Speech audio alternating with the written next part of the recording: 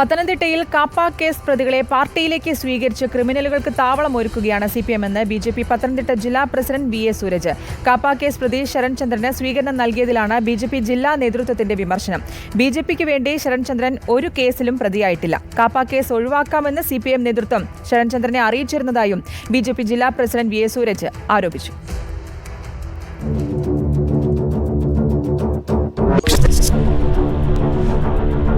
ശരൺചന്ദ്രന് ബിജെപിയുമായോ യുവമോർച്ചയുമായോ യാതൊരു ബന്ധവുമില്ലെന്ന് ബിജെപി പത്തനംതിട്ട ജില്ലാ president V. S. Sooraj വ്യക്തമാക്കി. സാമൂഹ്യവിരുദ്ധ പ്രവർത്തനമാണ് ശരൺചന്ദ്രൻ നടത്തുന്നത് എന്നറിഞ്ഞപ്പോൾ തന്നെ ശരണിനെ പാർട്ടിയിൽ നിന്ന് മാറ്റി നിർത്തിയിരുന്നു.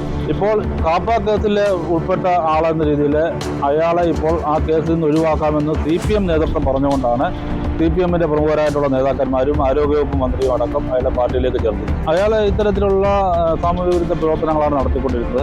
അപ്പോൾ അതുകൊണ്ട് അങ്ങനെ തുടക്കത്തിൽ അറിഞ്ഞപ്പോൾ തന്നെ നമ്മൾ മാറ്റി നിർത്തുകയും നമ്മളുമായിട്ട് യാതൊരുവിധ ബന്ധങ്ങളുമില്ല. ബിജെപിക്കായി ഒരു കേസിലും ശരൺചന്ദ്രൻ പ്രതിയായിട്ടില്ല. ഗുണ്ടാ സംഘങ്ങളുമായി ശരൺചന്ദ്രന് ബന്ധമുണ്ട്. ഇങ്ങനെയുള്ള ഒരാളെ CPMലേക്ക് സ്വീകരിച്ചിട്ട് വെള്ളപൂശി ന്യായീകരിക്കുകയാണ് CPM ചെയ്യുന്നത്. ക്രിമിനലായിട്ടുള്ള ഒരാളിനെ ആരോഗ്യവകുപ്പ് മന്ത്രിയുടെ സാന്നിധ്യത്തിൽ പാർട്ടി ചേർത്തിട്ട് അതിനെ പൂശാൻ വേണ്ടിയിട്ടുള്ള ശ്രമമാണ് CPM നടത്തിക്കൊണ്ടിരിക്കുന്നത്. ശരൺചന്ദ്രനെ CPMലേക്ക് സ്വീകരിച്ചതിൽ തെറ്റില്ലെന്നും BJP, RSS, യുവമോർച്ച നേതൃത്വം ശരൺചന്ദ്രനെ ദുരുപയോഗം ചെയ്യുകയായിരുന്നുവെന്നും CPIM ജില്ലാ നേതൃത്വം വ്യക്തമാക്കിയിരുന്നു.